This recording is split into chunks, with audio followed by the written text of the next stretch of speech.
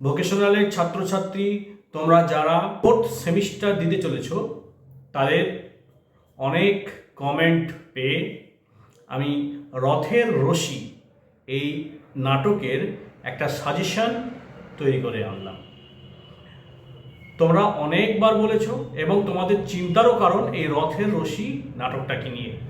রথের রশি নাটকটি একটু কঠিন এবং এ থেকে দুটো বড় প্রশ্ন পড়বে, 5 মানের দুটো বড় প্রশ্ন লিখতে হবে। অর্থাৎ এই রথের রশি থেকে থাকছে 10 নম্বর। 10 নম্বর নিশ্চিত করতে এই সাজেশনটা ফলো করো, আশা করি তোমরা কমন পাবে।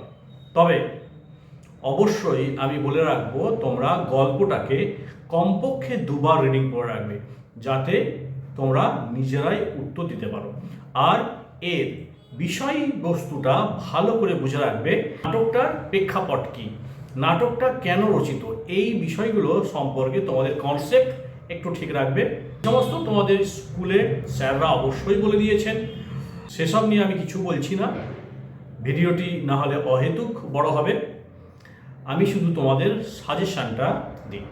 চলো শুরু করি। রথের রশি নাটকের কি কি প্রশ্ন তোমরা করবে।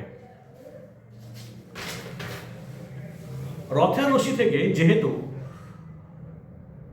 দুটো প্রশ্নের উত্তর তোমাদের দিতে হবে, তাই আমি 10টি প্রশ্ন তোমাদের দেব। এই 10টি পড়লে আশা করি তোমরা কমন পেয়ে যাবে।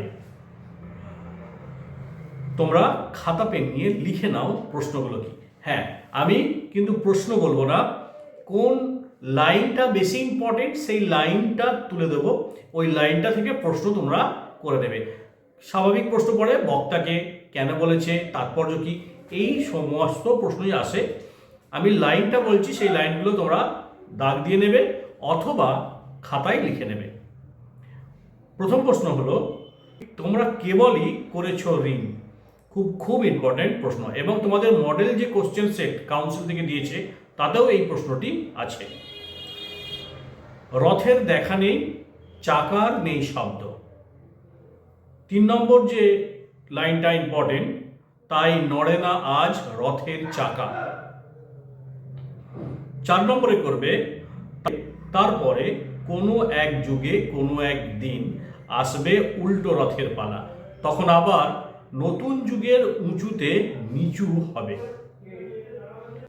5 করবে, কালের পথ হয়েছে দুর্গম।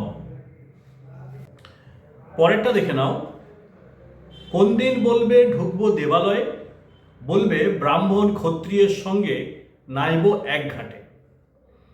পরেরটা 7 নম্বরে, নিচের তলাটা হঠাৎ উপরের তলা হয়ে ওঠাকেই বলে প্রলয়। 8 নম্বরে করবে তোমরা এই লাইনটা, আমরা মানি সুন্দরকে, তোমরা মানো কঠোরকে। 9 নম্বরে তোমরা রথের রশি নামকরণের সার্থকতাটা করবে।